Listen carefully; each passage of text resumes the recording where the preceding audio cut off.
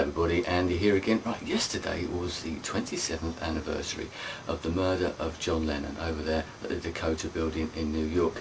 And I was talking via comments to Gary Anakin 1814 yesterday on one of my other videos, and we were saying about it was the anniversary, maybe we should have done a collaboration video and that sort of thing as well. I know he's just posted a video, so I should post this as a response. This is called John, and it'll be sort of down there somewhere. I'll probably put a link up over there.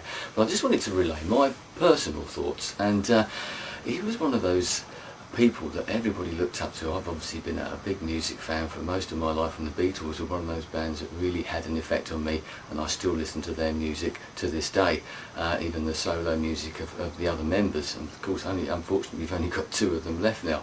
But it was also one of those occasions that, like the assassination of John F. Kennedy, if you're old enough to remember that, and unfortunately I am, that you can remember where you were probably when you heard about the death of John Lennon. So maybe you'd like to tell your story.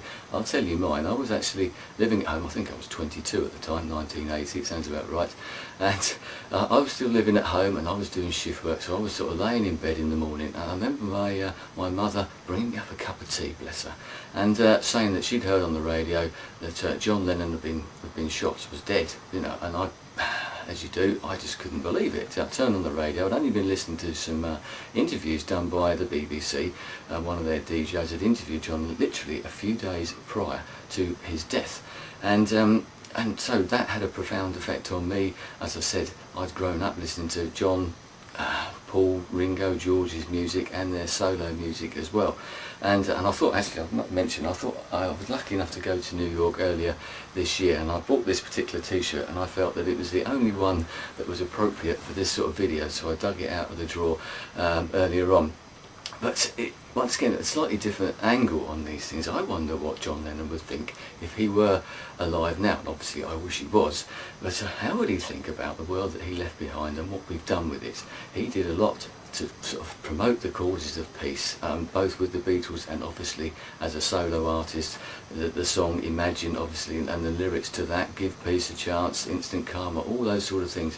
He was a great promoter of peace, and I know that's been carried on by Yoko and even by Ringo Starr, George Harrison when he was alive, and Paul McCartney. Still, you know, you've ever seen them, they're always doing the old peace sign and that sort of thing. So all you need is love is still a message that is out there. But I wonder how he'd view the world now. Have we actually done anything with it? You know, in the words, you know, we can imagine peace, and that's maybe the easy bit. It's not easy sometimes to imagine a world that is living in harmony.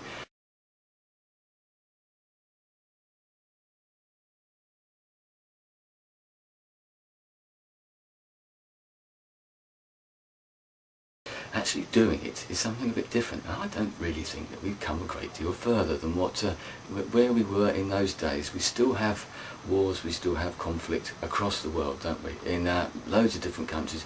Maybe not the big sort of world wars that we did have, but so many of them are still going on in different parts of the world, and we're still sitting back and letting these things happen. So I have a wonder whether he'd be sort of slightly disappointed that maybe we didn't get any further. The other point also is sort of thinking about these sort of things is, what would he be doing now? We quite often do this, don't we, with sort of, especially musicians and that, who died early, whether it be Jimi Hendrix's, the sort of Jim Morrisons of this world, John Lennon as well, who died young. What would their music be like now? What would they be doing now? I wonder. I wonder whether John Lennon probably would still be making music. Well, I wouldn't be surprised if he would have branched off into art. Obviously he was getting very involved with that, even writing and things like that as well. So it's one of those sort of what if scenarios, isn't it?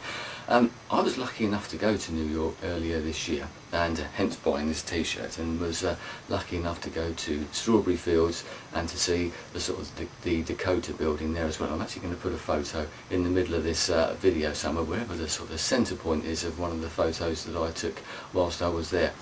A very powerful place. It's amazing with the Imagine sign on the floor, which I'll show you in the picture, and the flowers laid out in a peace sign. A quiet place. People go there sort of contemplate, I suppose, and to think about what we've lost and maybe what might have been as well. I'm hoping actually to go back there again next year with a bit of luck. I'm thinking I want to go to the South Tube event if that does go ahead, and I sincerely hope that it does next year, and I'm thinking about tagging on a trip to New York on my way there. So they're my recollections of John Lennon. As I said, a person who's had a profound effect on lots of people's lives, whether it just be through his music or whether it be through what he was trying to do within the world.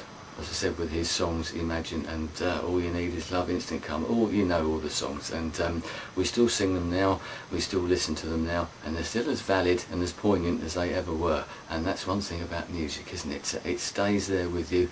It's one of those things that transcends boundaries, decades, everything, doesn't it? Children listen to the music as much as their parents do, and the message is still as valid as it ever was. And hopefully in the next sort of few years maybe we can sort of live up to some of those things that John Lennon was talking about and hoping that might happen. As I said, his message is still very, very valid. Anyway, they're my thoughts. As I said, I'll attach this video to Gary's one as well. I'll be interested to know what yours are as well. What do you remember about that fateful day, the 8th of December 1980? Anyway, thanks for your time. I'll speak to you again very, very shortly. Goodbye.